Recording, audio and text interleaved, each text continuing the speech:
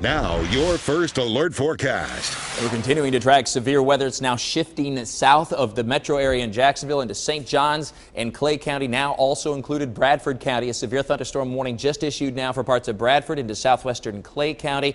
Much of Clay and St. Johns County remains under a severe thunderstorm warning until 5:45. These storms have generally been moving to the south and to the southeast. The yellow shading is where we have the warning. So there's our Bradford and parts of Clay until 6:15.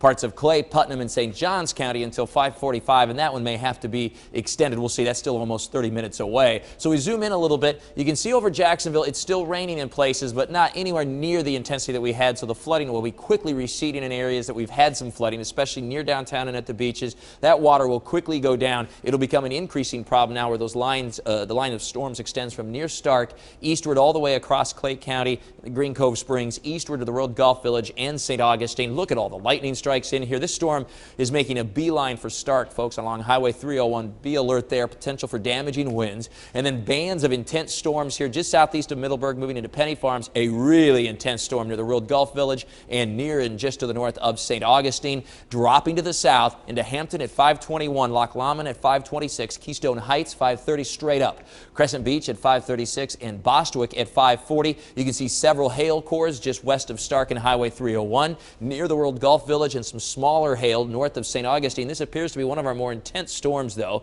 There's the World Golf Village here, 16A, County Road 208, all potentially getting some small to maybe medium-sized hail. The big problem would be the potential for wind, and here it is. You can see the bright red colors here. Those are those straight line winds getting pushed out by the advancing storms. Could be 40 to 60 miles per hour, locally even a little bit stronger. And this line out ahead of it, that's the cooler air way out ahead of the storm. So you'll even get gusty winds near this red line, and that's also where new storms may fire up. But this bright red along Highway 13 to I-95, near and just south of World Golf Village, some of our strongest winds. That could be damaging wind. And another hot spot, so to speak, just south of Highway 16 and south of Penny Farms in Clay County with strong winds. As we look at the rest of the area, we're in much better shape in Fernandina Beach, where it's been very stormy the last hour. That storm is headed offshore of Amelia Island and Heckscher Drive.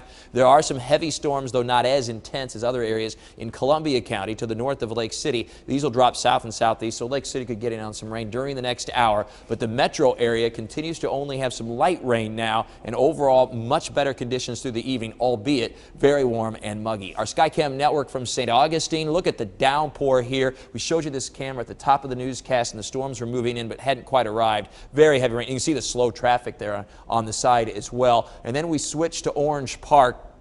And we're going to do a time lapse here. This is looking to the north. We'll move the camera briefly here to look more due north. And you see those clouds billowing up as the storms were just in their infancy, just starting to develop. There's that look to the north as they were moving across Duval County, straight south into Orange Park. Watch the white caps on the river, and then a driving rain with winds of 50+ miles per hour. We lost the camera for a time, but now it's back.